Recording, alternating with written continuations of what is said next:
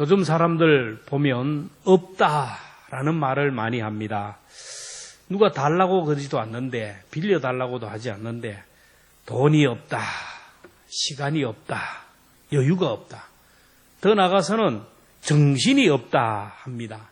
근데 없다라는 말과 없다라는 말, 없다라는 말과 없다라는 말은 이 없다라는 말에서 없다라는 말이 나왔다라는 거예요.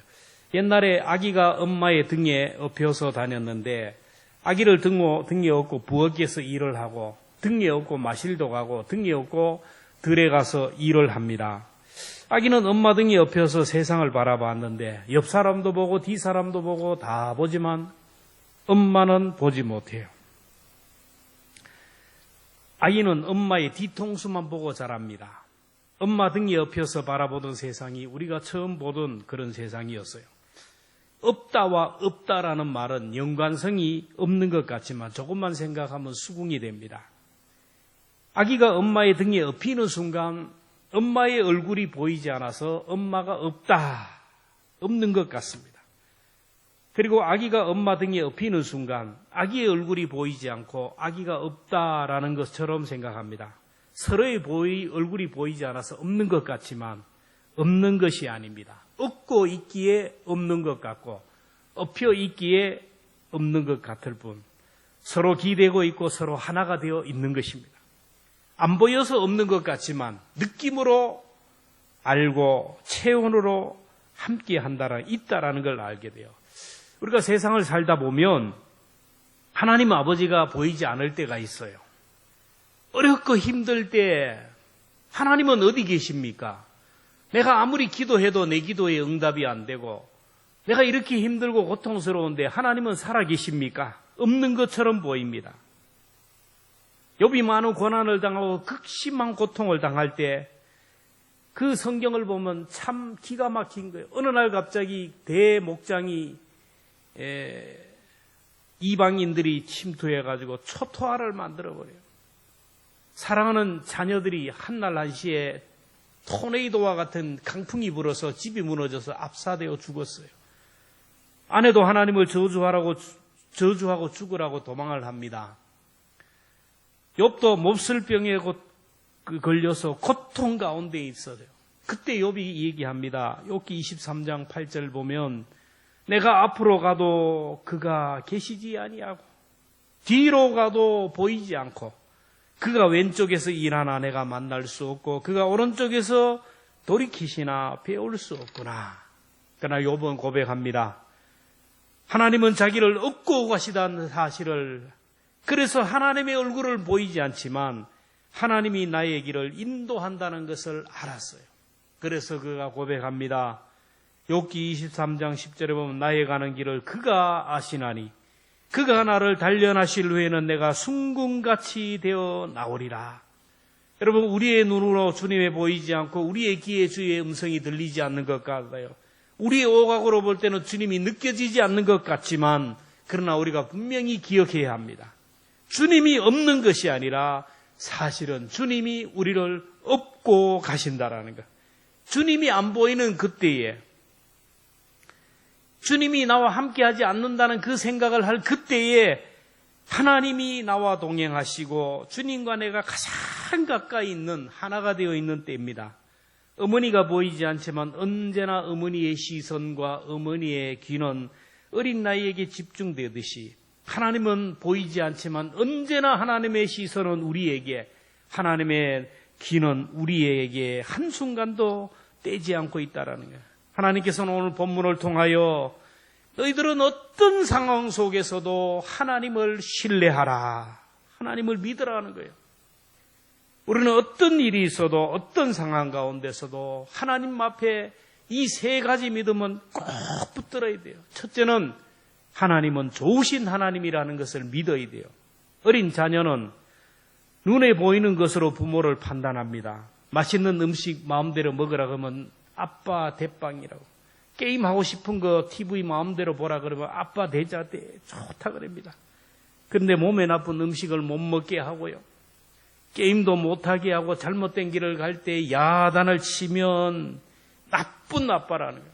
얼마 전에 금쪽 같은 내 새끼 알죠? 프로그램. 오은영 박사가 하여튼 문제 아들을 다루는 것을 잠깐 보았는데, 아이가 하고 싶은 것을 못하게 한다고 하니까 아버지가 제지하니까 아빠를 보고 어린 나이가 이 새끼라 아빠를 보고 이 새끼라 그래요. 다른 데 보니까 엄마를 보고 막 인연이라 그래. 철이 없어서 그래. 철이 없어서. 아이가 철이 나고 나면 세상에서 가장 존경하고 사랑하는 분이 바로 부모님이라는 것을 알게 돼요. 성경에 나오는 이스라엘 백성들은 오늘 우리들을 예표하는 사람들인데, 그들이 영적으로 철이 없고 미숙할 때는 불만이 많았어요. 여러분, 불만이라는 것은 불평하고 원망하는 게 불만이에요. 하나님이 징계를 하고 책질을 하고 고난을 주니까 하나님을 원망합니다. 이스라엘 백성들이 하나님을 떠나고 말씀을 떠나자 하나님께서 이방 막대기인 바벨론을 통하여 징계를 하셨는데, 바벨론이 침략해서 많은 사람들을 죽이고 머리 좋은 사람, 똑똑한 사람, 기능공들을 다 포로로 끌고 갔어요. 바벨론이 1차 침략을 할 때 다니엘과 왕족과 귀족들이 포로로 잡혀가서 종살이를 했어요. 그때 그들은 하나님 앞에 원망합니다. 왜 나라가 이렇게 망해야 되느냐고. 정치인이 왕이 잘못했는데 왜 백성이 이런 고난을 당해야 되냐고. 내가 왜 가족들과 생립을 하고 이국 땅에서 이렇게 고통스럽게 살아야 되냐고. 하나님이 살아계시다면 어떻게 우리를 이렇게 고통 가운데 방치하냐고. 사랑의 하나님이라고 하는데 나는 사랑의 하나님을 전혀 느끼지 못하겠더라고요. 바벨론에서 지옥 같은 하루하루를 살고 있는데 어느 날 예루살렘으로부터 편지가 전달합니다. 하나님께서 예레미야 선지자를 통하여 주신 메시지가 전달되는데 그 내용이 11절입니다. 같이 봅니다. 나 여호와가 말하노라. 너희를 향한 나의 생각을 내가 아나니 재앙이 아니라 고 평안이요 너희 장래에 소망을 주려 하는 생각이라. 하나님 말씀하십니다. 너희들의 처한 환경이 너무 힘들고 고통스러우냐? 너희들의 삶이 재앙 같고 저주 같으나 그것이 아니다. 너희를 향한 내 생각은 재앙이 아니라 평안이다. 너희들이 하루를 살아도 평안하게 살기를 원하고 너희들의 미래를 반드시 좋은 것으로 열어줄 것이라고 했어요. 이스라엘 백성들이 범죄를 하고 죄를 짓자 하나님께서 바벨론을 통하여 공격을 하셨는데 1차, 2차 공격을 받으면 많은 사람이 죽어요. 성전의 금은 기물들이 다 빼앗겨 갑니다. 왕궁의 보물들이 다 빼앗겨 갑니다. 많은 사람들이 포로를 잡혀갔지만 회개하지 않았어요. 바벨론 1차 공격으로 바벨론에 포로를 잡혀간 사람 70년을 종살이를 합니다. 2차 20년 만에 또 2차 공격을 했대 끌려간 사람은 60년은 포로 생활해요. 그럼에도 불구하고 예루살렘에 남아있는 백성들과 왕은 회개하지 않아요. 이제 마지막으로 바벨론이 마지막 공격을 하면 예루살렘은 초토화가 되고 완전히 패망하고 말아요. 이제 바벨론이 예루살렘을 공격하기 전에 주신 말씀이 오늘 본문의 마양입니다. 그리고 1차, 2차 공격으로 바벨론의 포로로 잡혀가서 지옥 같은 하루하루를 살아가는 사람들에게 주신 말씀이 오늘 본문입니다. 바벨론에서 불평하고 원망하는 사람들을 향하여 얘기합니다. 너희들이 바벨론의 포로로 잡혀간 것이 그렇게도 억울하고 그렇게도 불평이 많으냐? 나만 고통당하는 것 같고 나만 힘든 것 같고 저 예루살렘에 남아있는 백성들이 그렇게도 부러우냐? 예루살렘에 남아있는 자들을 부러워하지 말라는 겁니다. 그곳에 있는 사람은 아직도 죄를 짓고 있고 아직도 말씀 앞에 돌아오지 않고 아직도 우상을 섬기고 여전히 이방 민족을 의지하고 있다. 이제 조금 있으면 회개하지 않는 예루살렘을 하나님께서는 바벨론을 통하여 철저하게 응징하고 징계하고 심판해서 멸망할 것이라는 거예요. 바벨론의 포로로 잡혀가지 않는 사람들, 예루살렘에게 있는 남아있는 사람에 대한 하나님의 심판을 아주 얘기합니다. 예레미야 29장 17절부터 보면 보라 내가 칼과 기근과 전염병을 그들에게 보내요.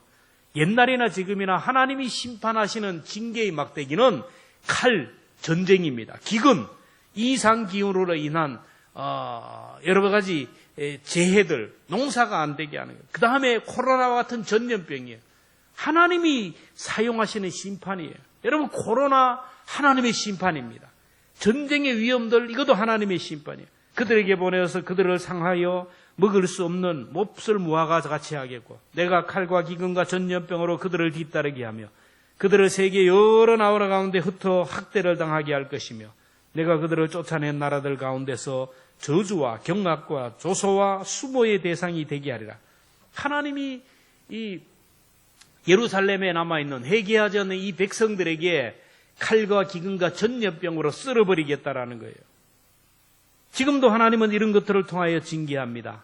하나님께서 바벨론을 통하여, 전쟁을 통하여 죄악의 도성, 타락한 백성들을 쓸어버리겠다라는 거예요. 기근과 전염병으로 죄악에 관영한 그들을 싹 쓸어버리겠다라는 거예요. 그리고 회개하고 돌이킨 너희들을, 포로로 잡혀간 너희들을 그것에 돌아오게 하셔서 그것에 안착하게 하시고 그것에서 나라를 세우게 하시고 새롭게 일하겠다라는, 마치 죄악의 도성 소돔과 고모라 성이 멸망하기 전에 롯의 가정을 구원시켰듯이, 죄로 물든 이 땅을 물로 청소하기 전에 노아와 그의 가정을 구원하셨듯이, 예루살렘은 죄와 여러 가지 타락을 하여 하나님이 완전히 쓸어버리기 전에 너희들을 먼저 바벨론으로 이주시켰다라는 거예요. 그러니 너희들은 불행한 사람이 아니라 선택 백성이다. 너희들은 저주받은 백성이 아니라 하나님의 부름받은 축복의 자녀라는 거예요. 너희를 향한 나의 생각은 재앙이 아니고 평안이고 장래를, 소망을 주는 것이다 했어요. 그렇습니다. 우리에게 있는 고난들, 우리에게 있는 아픔과 가시들은요, 이 하나님이 주시고자 하는 본심이 아니에요. 내 몸이 왜 아프고 내 삶이, 내 왜 울타리가 이렇게 힘들어요. 이게 하나님이 주시고자 하는 본심이 아니라는 거예요. 이것을 통하여 주시는 더 큰 축복이 있어요. 그래서 고난은 변장된 축복이라는 거예요. 이 고난이라는 것은요, 변장된 하나님의 축복이에요. 하나님은 우리에게 복을 주실 때는 고난이라는 보자기에 담아줘요. 이 보자기를 믿음으로 잘 풀면 그 안에 복이 담겨 있어요. 지금 내가 당하는 고난이 불행처럼 보입니다. 재앙처럼 보입니다. 세상 사람들이 볼 때 저주받은 사람처럼 손가락질 당하기도 합니다. 그러나 그 하나님은 그것을 아니라요. 그걸 통하여 더 좋은 것을 주시는 것이라는 거예요. 눈에 보이는 것이 없다라고 생각하지 말고, 언제나 하나님이 나를 얻고 가신다는 것을 기억하고 나를 얻고 좋은 곳으로 인도하신다는 것을 믿어야 돼요. 그래서 우리는 항상 나에게 선포해야 됩니다. 내 인생의 최고의 날은 아직 오지 않았다. 내 인생의 최고의 클라이막스는 아직 오지 않았다. 이렇게 선포해야 됩니다. 다니엘이 포로로 잡혀갔지만 어떻게 됩니까? 그로 인하여 세계 최강 나라 정권이 3번이나 바뀌었지만 황제 다음에 최고의 자리에 올라가서 하나님께 영광 돌렸잖아요. 포로로 잡혀갔던 그들이 말씀 가운데 든든히 있을 때 다시 돌아와서 믿음의 가문들을 세우잖아요. 복의 통로가 되었어요. 하나님은 우리의 삶을요, 이렇게 저렇게 섭리하여 합력하여 선을 이루시는 분이에요. 로마서 8장 28절에 보면 우리가 알거니와 하나님을 사랑하는 자 곧 그의 뜻대로 부르심을 입은 자들에게는 모든 것이 합력하여 선을 이룰 것이다. 지금 이게 문제가 아니에요. 이걸 통하여 하나님께서 이렇게 저렇게 드라이브 해가지고 합력하여 좋게 만드는 좋으신 하나님을 여러분 끝까지 믿으시기를 축원합니다. 둘째로, 하나님은 권고하시는 하나님을 믿어야 돼요. 좋으신 하나님은 사랑하는 자녀에게 그냥 좋으신 분을 끝나는 게 아니라 더 디테일하게 접근하시고 더 구체적으로 접근하셔서 말씀하여. 오늘 10절 말씀을 함께 봅니다. 나 여호와가 이같이 말하노라. 바벨론에서 70년이 차면 내가 너희를 권고하고 나의 선한 말을 너희에게 실행하여 너희를 이곳으로 돌아오게 하리라. 이 권고라는 말은 원어로 카파르라는 말로 관심을 가지다, 방문하다, 돌봐주다라는 뜻이에요. 사랑하기에 더 관심을 가지고 사랑하기에 더 돌봐주고 싶고, 그래서 사랑하기에 방문한다라는 거예요. 딸이 출산을 하면 친정 어머니가 바라지를 하기 위해서 딸 집에 방문하잖아요. 방문하는 순간 그 집의 모든 문제들은 다 해결이 돼요. 성경에 보면, 룻기에 보면 나오미라는 여인이 남편과 2 아들과 함께 모압 지방으로 갔는데 어느 날 갑자기 남편이 죽어요. 그래서 2 아들과 함께 사는데 남편이 죽자 이 두 아들을 결혼을 시킵니다. 그래서 한 며느리는 오르바요, 또 한 며느리는 루시라는 여인입니다. 근데 행복도 잠시뿐 첫째 아들도 죽어버려요. 조금 있으니까 시들시들 둘째 아들도 죽어버려요. 졸지에 세 가부만 남습니다. 시어머니와 며느리 둘이만 남아요. 여러분, 옛날에 남편 잃은 과부는 사회적인 약자로 살 길이 막막했어요. 근데 하나님께서는 과부가 된 여인들을 돌보시고 건고하시기 위하여 신방을 하셨어요. 룻기 1장 6절에 보면 그 여인이 모압 지방에서 여호와께서 자기 백성을 돌보시사 그들에게 양식을 주셨다. 하나님이 그 가정을 불쌍히 여기셔서 돌보셨는데 극심한 가뭄 가운데도 먹을 양식을 공급해 주었어요. 그리고 어머니 나오미가 섬기는 하나님을 섬기고 나오미가 함께하는 백성과 함께하겠다고 하며, 그리고 그 어머니를 끝까지 효도하고 했던 루시라는 여인을 하나님이 건고하셨는데 보아스라는 귀인을 만납니다. 보아스와 결혼해서 오벳이라는 아들을 낳아요. 그 집안에서 다윗이 나고 그 집안에서 예수 그리스도가 났어요. 하나님이 룻을 공고하시니까 다윗의 증조 할머니가 되었어요.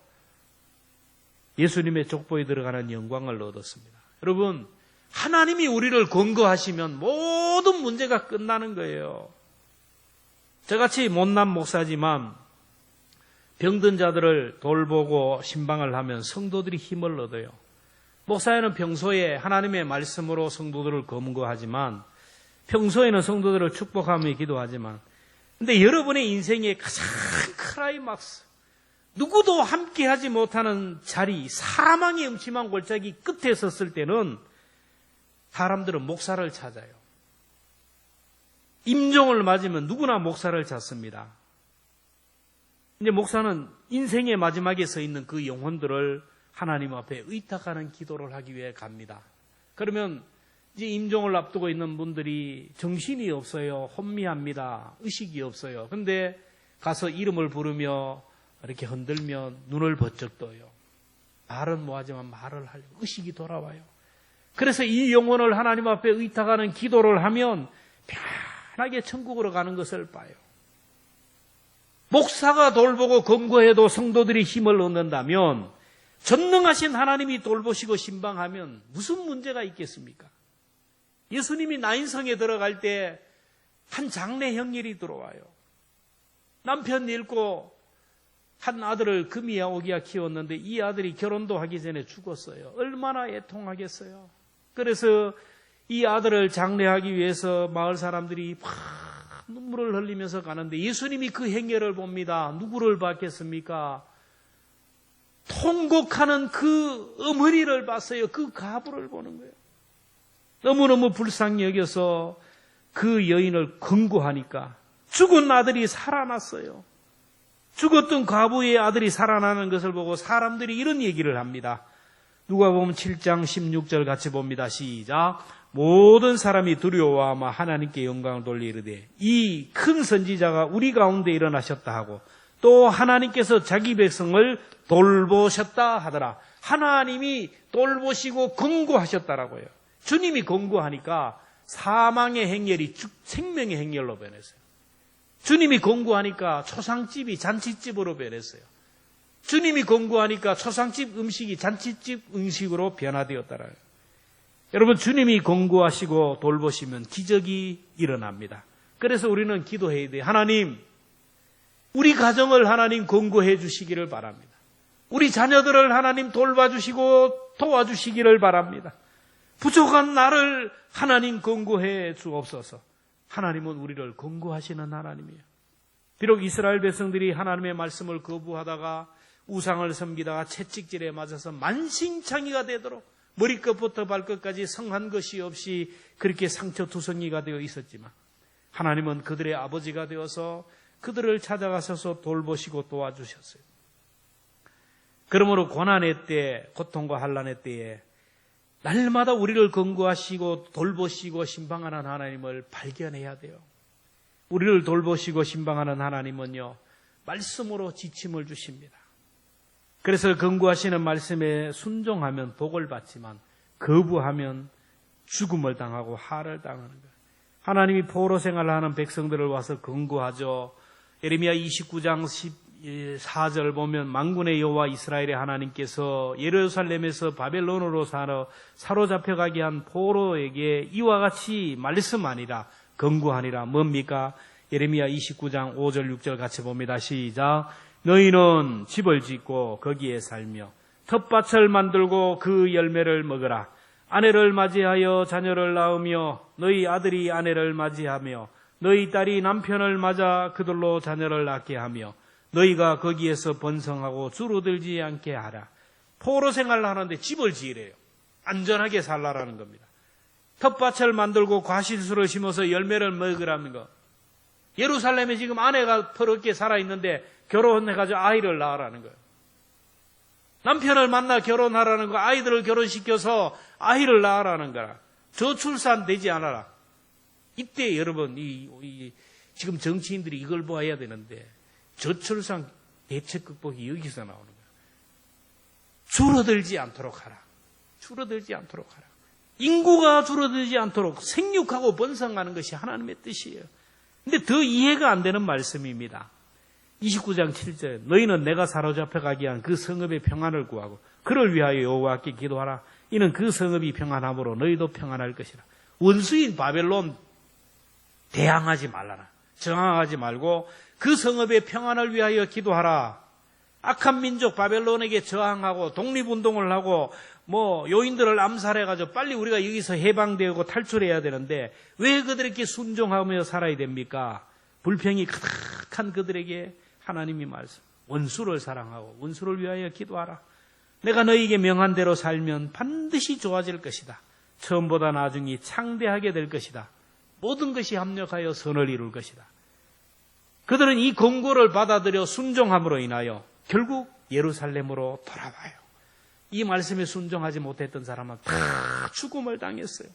오늘도 하나님은 기록된 말씀으로, 선포되는 설교 말씀으로 우리를 권고하시고 건면하는 것.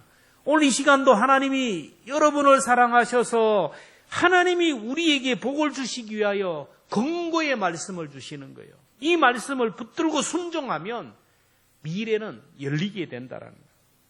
마지막으로 하나님은요, 기도에 응답하시는 하나님. 오늘 12절 13절 같이 봅니다. 시작. 너희가 내게 들으며 내게 와서 기도하면 내가 너희들의 기도를 들을 것이요 너희가 온 마음으로 나를 구하면 나를 찾을 것이요 나를 만나리라. 너희들이 비록 바벨론에서 노예로 살고 고통스럽게 살지만 내가 너희들과 함께하지 않느냐. 그는 힘들고 어려울 때마다 불평하고 원망하지 말고 한숨 쉬지 말고 힘들고 어려울 때마다 고통의 문제를, 그 너에게 있는 문제를 내게 와서 기도하라는 거예요. 그러면 들어줄 것이다라는. 옛날에 신문고 제도가 있었어요. 백성들이 억울한 문제를 가지면 풀 방법이 없어요. 아무리 얘기해도 주인이 안 들어줘요. 아무리 사정을 해도 사또가 안 들어줘요.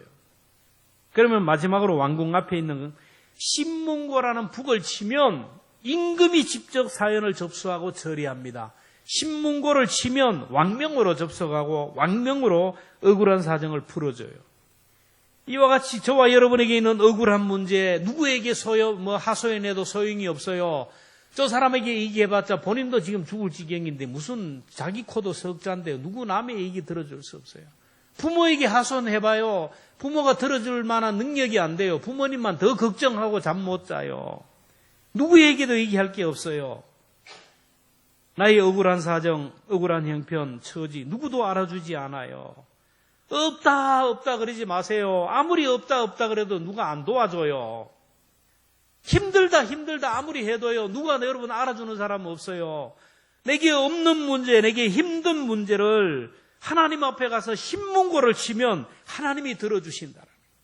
하나님께서는 우리의 억울한 사정들, 우리에게 있는 온갖 문제들을 가지고 신문고 앞에 나와 얘기를 하는 거예요.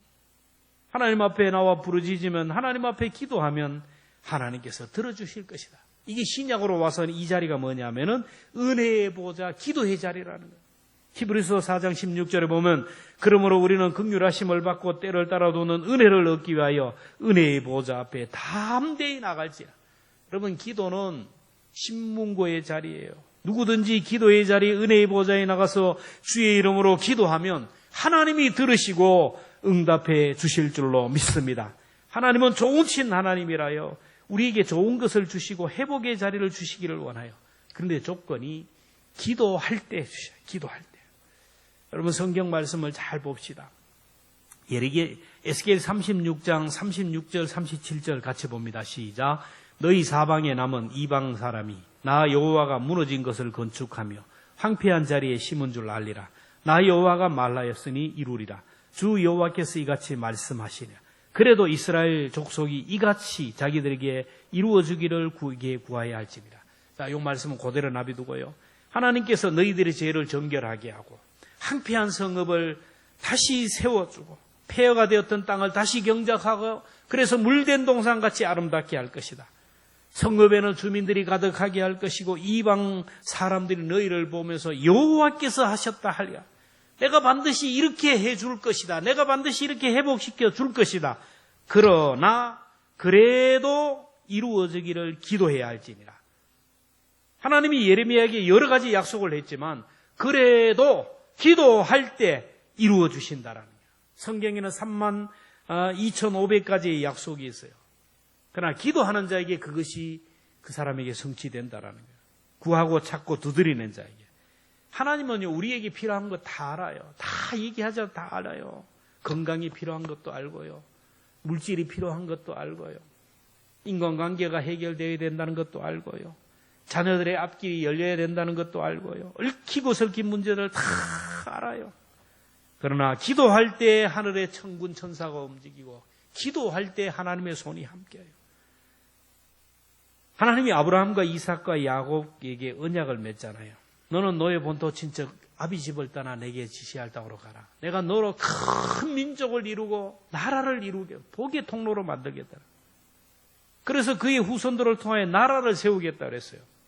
그런데 아브라함의 후손들이 번성하여서 애굽에서 노예로 살고 있잖아요. 200만 명이라는 엄청난 이 노예로 살고 있는데 바로의 압제에서 고통을 당합니다. 죽겠다고 하는데도 하나님은 안 움직여요. 아이고 죽겠네. 아이고 힘들어 죽겠네. 하루하루가 왜 이렇게 고달프나. 이럴 때 하나님이 안 움직였어요. 그들이 고통 가운데 하나님 앞에 기도할 때 움직였어요. 성경을 보세요. 출애굽기 2장 23절 이스라엘 자손은 고된 노동으로 말미암아 탄식하며 부르짖으니 그 고된 노동으로 말미암아 부르짖는 소리가 하나님께 상달된지라. 고통 가운데 하나님 앞에 기도하는 소리가 상달되었어요. 그때 하나님이 말씀합니다. 출애굽기 2장 24절부터 봅니다. 시작. 하나님이 그들의 고통 소리를 들으시고 하나님이 아브라함과 이삭과 야곱에게 세운 그 언약을 기억하사 하나님이 이스라엘 자손을 돌보셨고 하나님이 그들을 기억하셨더라. 무슨 말씀이요?